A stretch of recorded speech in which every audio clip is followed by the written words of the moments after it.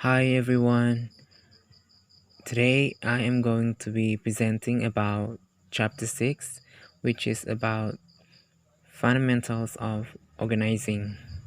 So let's get started. Okay.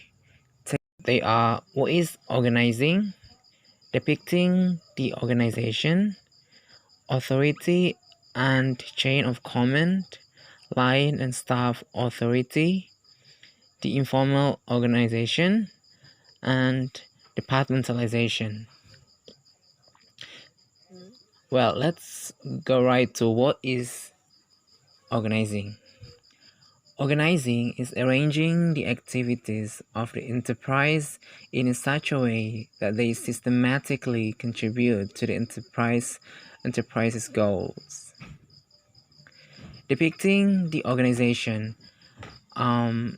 Organization chart is a chart that shows the structure of the organization, including the title of each manager's position, and by means of connecting lines, who is accountable to whom and who has authority for each area. And next, authority and the chain of command. So chain of command means the path that the directive and all answer or request should take through each level of organization, also called a scalar chain or the line of authority. And next is authority itself. It is about the right to take action, to make decisions, and to direct the work of others. And the fourth one is line and staff authority, which divided into two. The first one is line manager. It is a manager who is in charge of essential activities such as sales and authorized to issue orders to subordinates down the chain of command. And the next is staff manager. It is the manager without the authority to give orders down the chain of command, except in his or her own department. Generally can only assist and advise line managers in specialized areas such as human resources management. And the third one is functional authority. It is narrowly limited power to issue orders down the chain of command in a specific functional area, such as personnel testing. And the fifth one is the informal organization. Informal organization is the informal contact, communications, habitual ways of doing things that employees develop. And the sixth one is departmentalization, creating departments. Departmentalization is the process through which an organization's activities are grouped together and assigned to managers. The organization-wide division of work. And the second one is organizing department by function. The first one is functional departmentalization. It is a form of organization that groups a company's activities around essential functions such as manufacturing, sales, or finance. And the next one is organizing departments by self-contained divisions or purposes. So here we have two purposes. They are product departmentalization and customer departmentalization. First one is product departmentalization. which is grouping departments around a firm's products or services, or each family of products or services, also referred to as a divisional organization. And the second one is customer departmentalization. It is self-contained departments are organized to serve the needs of specific groups and specific groups of customers.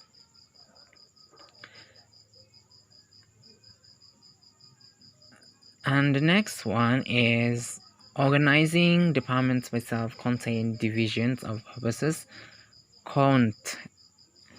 The first one is marketing channel departmentalization. It is departments focus on particular marketing channels such as drugstores or grocery stores. And the second one is geographic territorial departmentalization, which is separate departments are established for each of the territories in which the enterprise does business. And you can see that the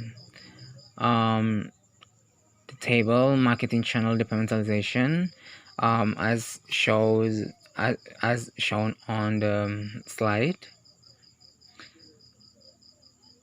And next is checklist 6.1.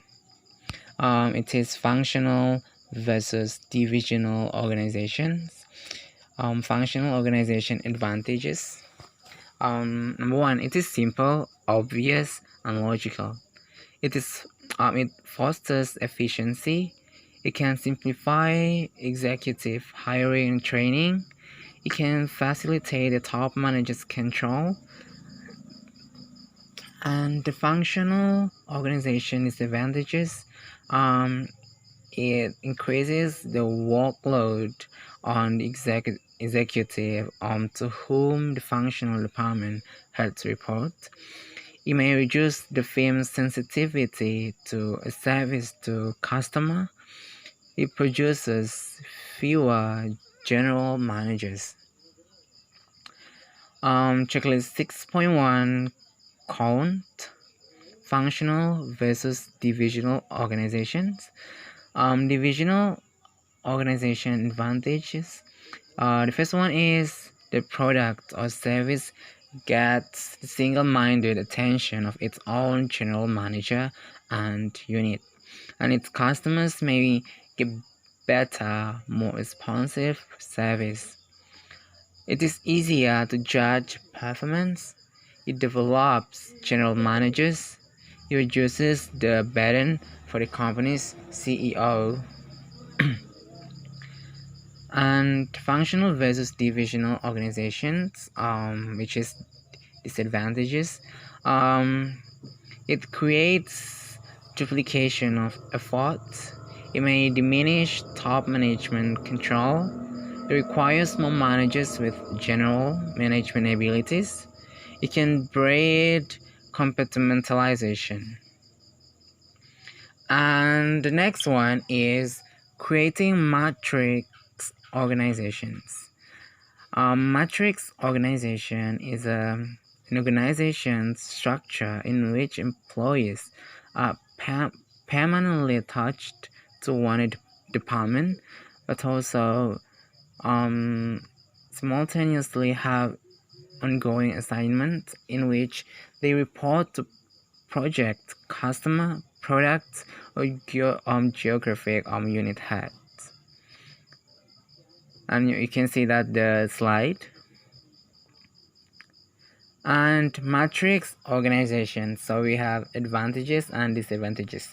So let's take a look the advantages first.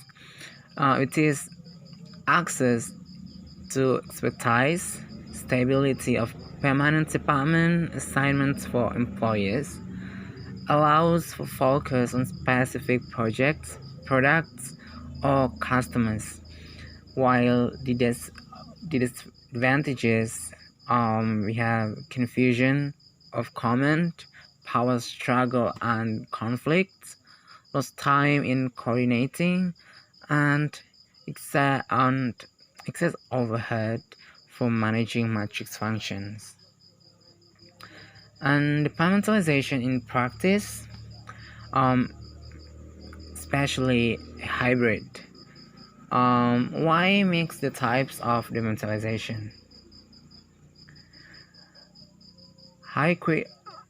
Hierarchical considerations, the relationship of top-level departments to the subsidiary departments, efficiency, common sense, and the hybrid organization. You can see that of the slide as shown, and tall and flat organizations and the span of control. So span of control, the number of subordinates reporting directly to a supervisor. Wide spans, larger number of direct reports. Narrow spans, fewer number of direct reports. Tall versus flat organizations. Tall organizations, more management layers and more hierarchical controls. Flat organizations, fewer management layer and decision making closer to the customer. You can see that the slide as shown. And we have network-based organization. Organizational network is a system of interconnected or cooperating individuals. Informal networks is a communication pathways and relationship between individuals in an organization that do not necessarily conform to the formal chain of command and communication networks of an organization. Network-based organization count, formal organizational network, electronic organizational networks, and how network reshape organization. You can see that slide. And network-based organizations contradicted. Team-based organizations. Team is a group of people committed to a common purpose, set of performance goals and approach for which they hold themselves mutually accountable. While horizontal corporations is a structure that is organized around customer-oriented processes performed by multidisciplinary cross-functional teams rather than by formal functional departments. You can see that the picture which show the horizontal corporation. And checklist 6.2, building horizontal organizations. First one, make responsibilities overlap, design individual jobs as broadly as possible, and keep the number of job titles to a minimum. The second one is base rewards on unit performance to emphasize the importance of working together. The third one is change the physical layout to promote the collective responsibility. Let people see each other's work. And redesign work procedures, provide computer terminals, use the email network, and make sure managers are available. You can see that to the slide how to create a horizontal corporation. It is shown on the slide. And other organization types. So we have federal organization. It is an organization in which power is distributed between a central unit and a number of constituents, but the central unit's authority is intentionally limited. And virtual organization, it is a temporary network of independent companies that use information technology to share skills, reduce costs, and provide access to one another market. and its success depends on each one individual firm's responsibility and self-interest to accomplish the network's purpose. You can see the picture. TG is a cellular organization. Well, that's it for the presentation today. I hope you enjoyed it and learned something. Well, bye for now.